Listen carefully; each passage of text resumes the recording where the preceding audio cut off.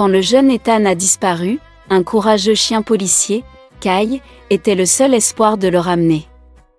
Le pire cauchemar d'une mère s'est déroulé quand Ethan n'est pas rentré de l'école. Alors que la panique s'emparait de la ville, un officier déterminé et son intrépide partenaire canin se sont lancés dans une chasse désespérée à travers les ombres, où chaque seconde comptait la différence entre un chagrin d'amour et un miracle. Ethan Carter a dit au revoir à ses amis et a commencé à rentrer de l'école à pied. Son sac à dos rebondissait sur ses épaules alors qu'il fredonnait une chanson. Le soleil brillait et l'air était chaud. C'était une journée normale. Rien ne semblait anormal. Mais Ethan n'est jamais rentré chez lui. Les heures ont passé. Sa mère, Sophia, faisait les 100 pas dans le salon, les mains agrippées à son téléphone. Elle avait appelé son école, ses amis et même le magasin du coin.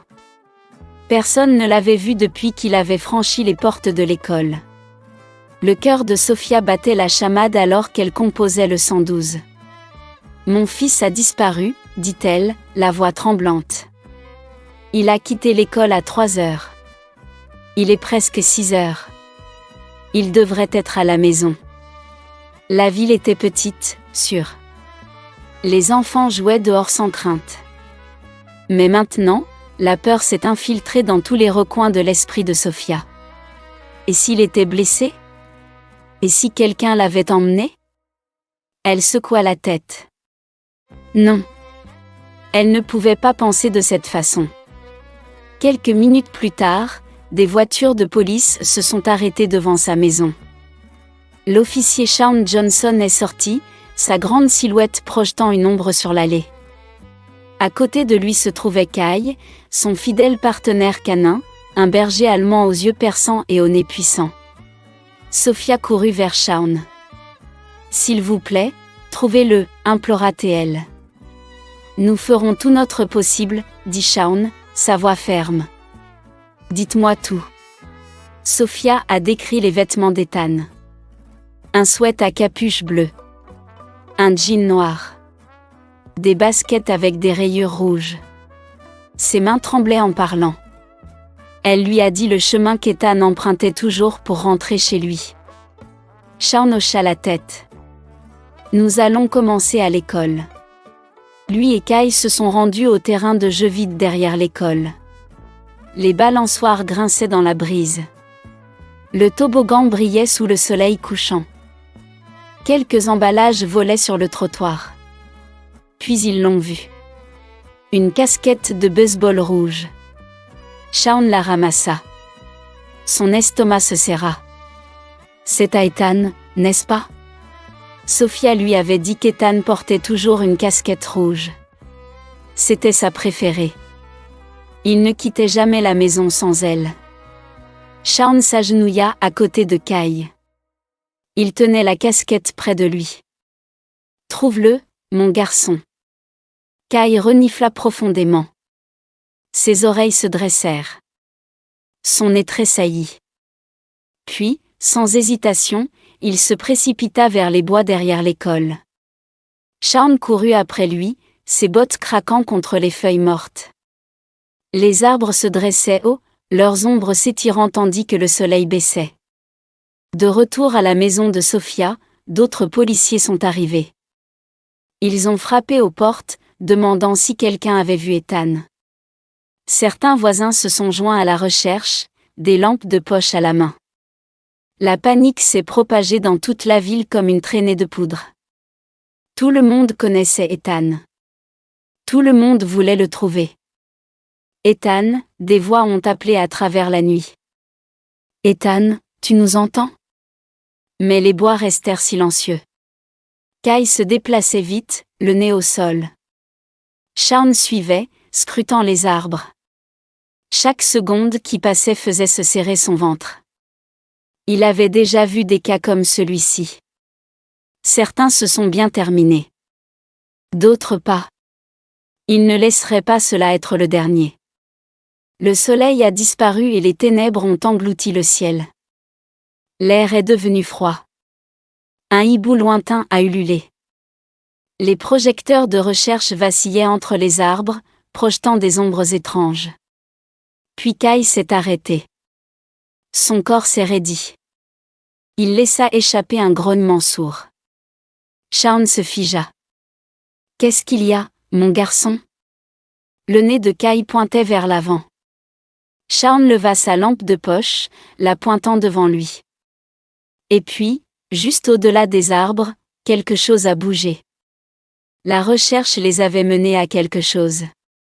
Kai renifla l'air et se précipita en avant. Ses pattes martelaient la terre humide. Les arbres se balançaient dans le vent froid. Shaun courut derrière lui, serrant fort sa lampe de poche. Puis, il les a vues, de petites empreintes de pas enfoncées dans la terre.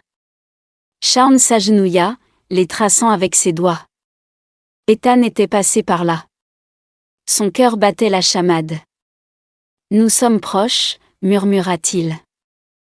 Kai aboya et tira vers l'avant. Shaun suivit. Les empreintes de pas menaient plus profondément dans les bois. Puis, soudain, Kai s'arrêta. Ses oreilles s'aplatirent. Son corps se tendit.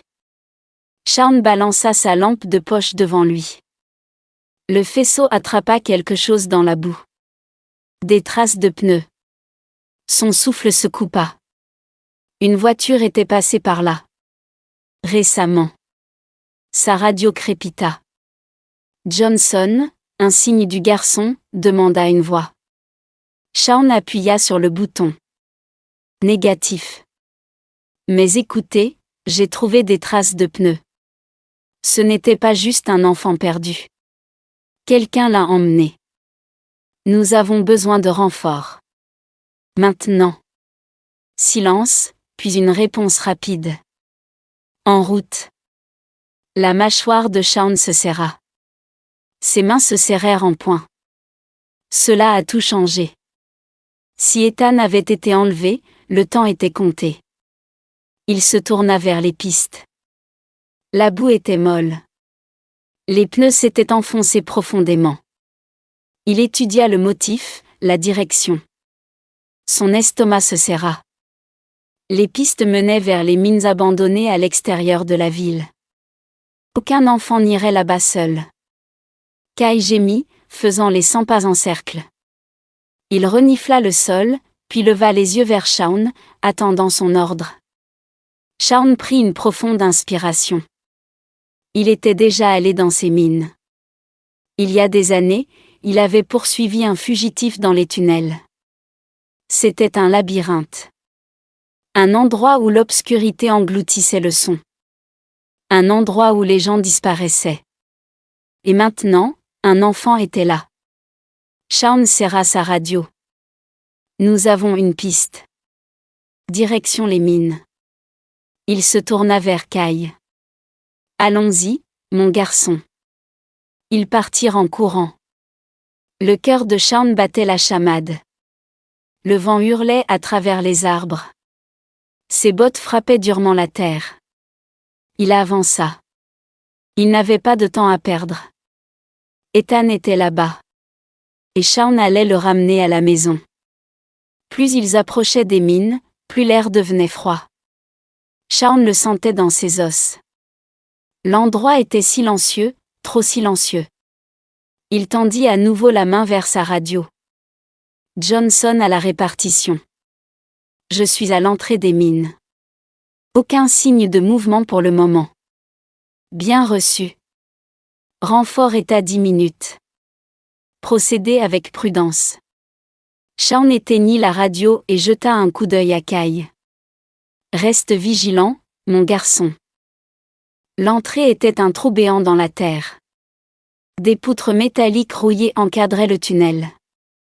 Des planches de bois brisées étaient éparpillées à proximité, vestiges d'un vieux panneau qui avait autrefois averti les gens de rester à l'écart. Kai renifla le sol, la queue rigide, puis laissa échapper un aboiement court et sec. La poitrine de Shaun se serra. « Tu as quelque chose ?» Kai s'élança dans le tunnel. Shaun suivit, sa lampe de poche projetant des faisceaux tremblants contre les murs humides. Le sol était inégal, recouvert de gravier meuble. L'eau gouttait du plafond, le son résonnant dans l'obscurité. Puis, un bruit. Un faible cri. Shaun s'arrêta net.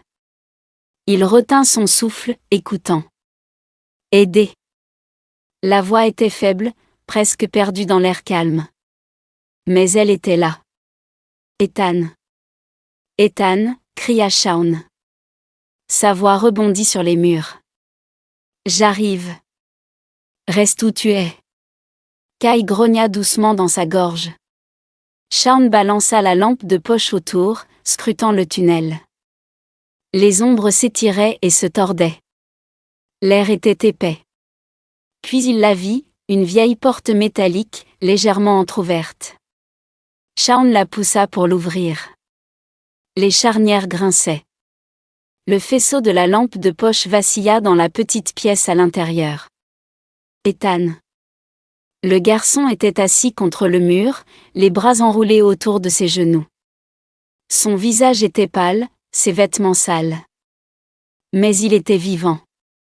Shaun expira brusquement. Ethan, ça va. Je suis là. Ethan leva les yeux, ses yeux remplis de peur. Il est toujours là. Le sang de Shaun se glaça. Qui? Avant qu'Ethan ne puisse répondre, un bruit fort résonna plus profondément à l'intérieur de la mine.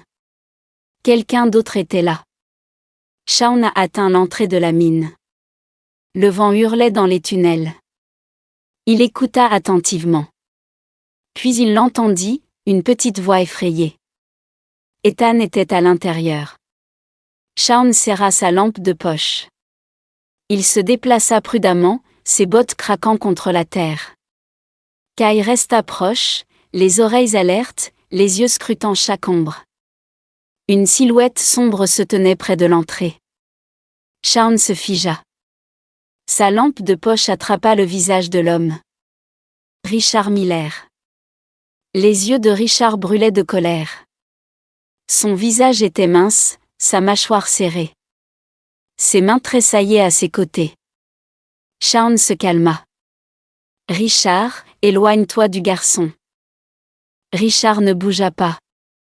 Ses lèvres se retroussèrent en un sourire amer. Elle a pris l'avenir de mon fils, dit-il froidement. Maintenant, elle saura ce que ça fait. Le cœur de Shaun battait la chamade. Il savait ce que Richard voulait dire. Il y a des années, le fils de Richard avait été expulsé de l'école après une bagarre. La directrice, Madame Shelby Mark, la mère de Shaun, avait pris la décision. Richard la blâmait pour tout. Et maintenant, il voulait se venger. Shaun fit un pas en avant. Richard, écoute-moi. Ethan n'est qu'un enfant. Il n'a rien à voir avec ça. Les doigts de Richard tressaillaient. Elle a pris l'avenir de mon fils, répéta-t-il. Sa voix se brisa. Alors j'ai pris le sien. L'estomac de Shaun se retourna. Richard avait planifié cela. Il avait emmené Ethan pour blesser Madame Mark. Kai grogna. Le pouls de Shaun s'accéléra.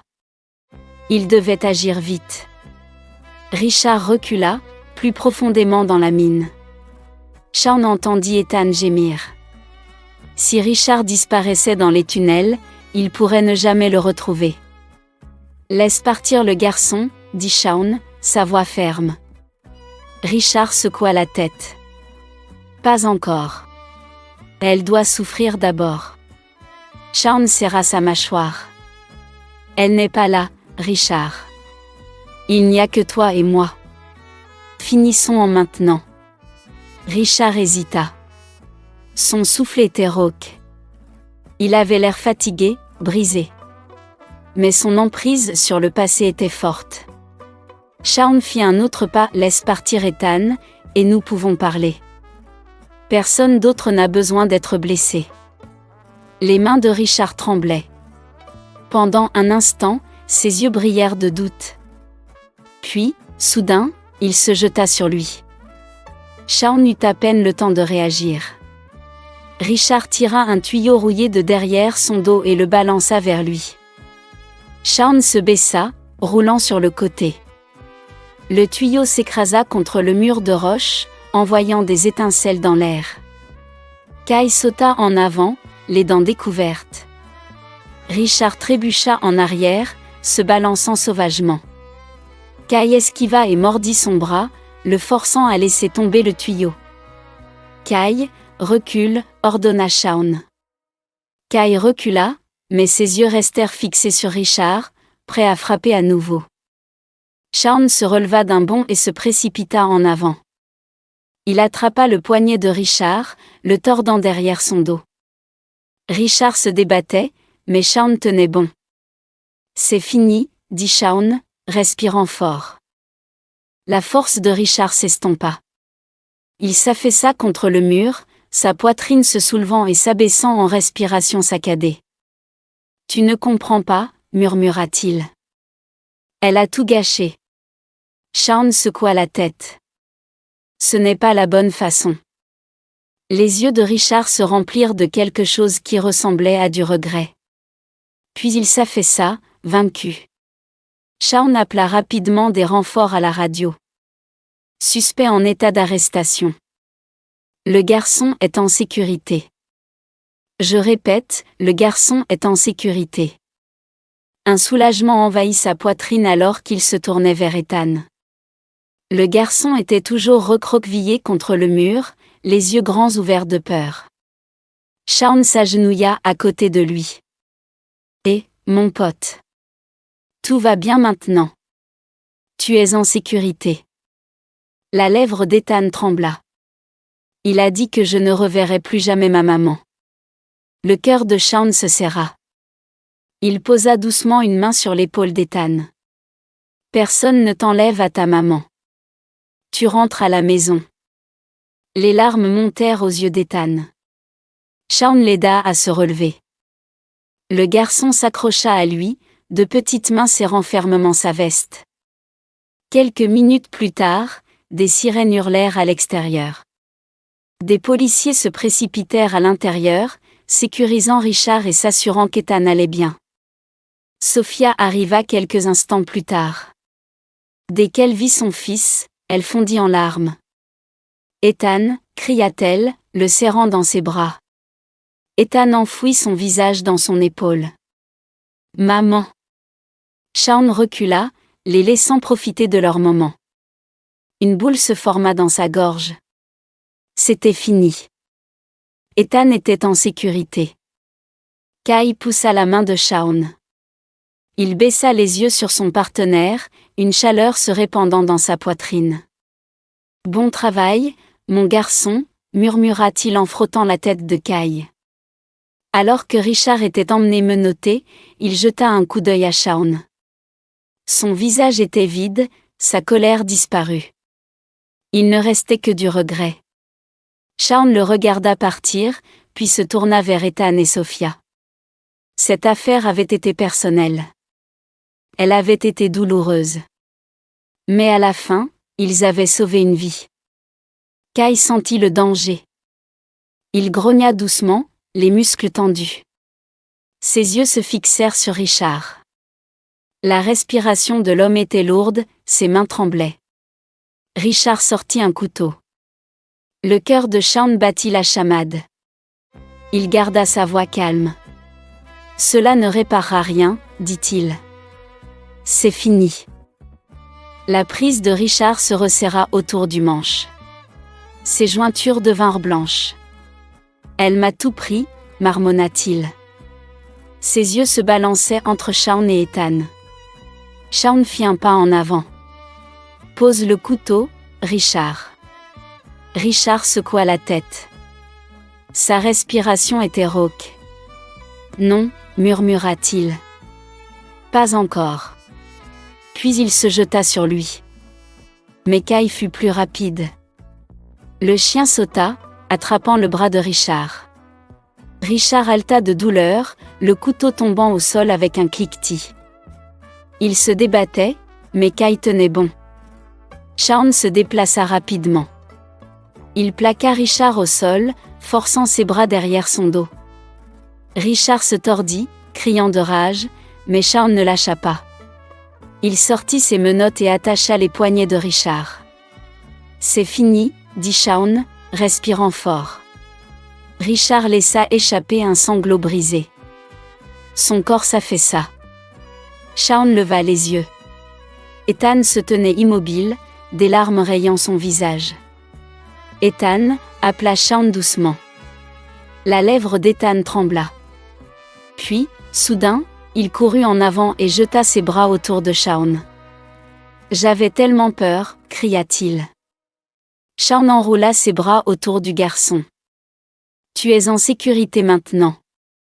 Personne ne te fera de mal. » Le son lointain des sirènes devint plus fort.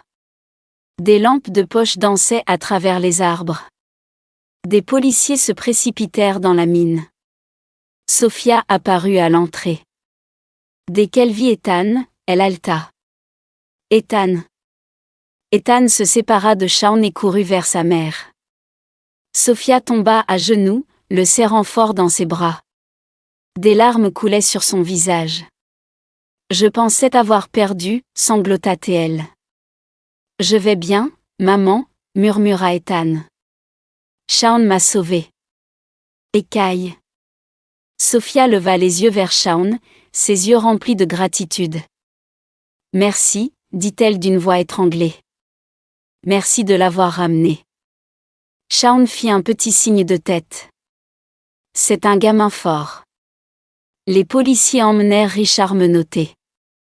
Son visage était vide, sa colère épuisée.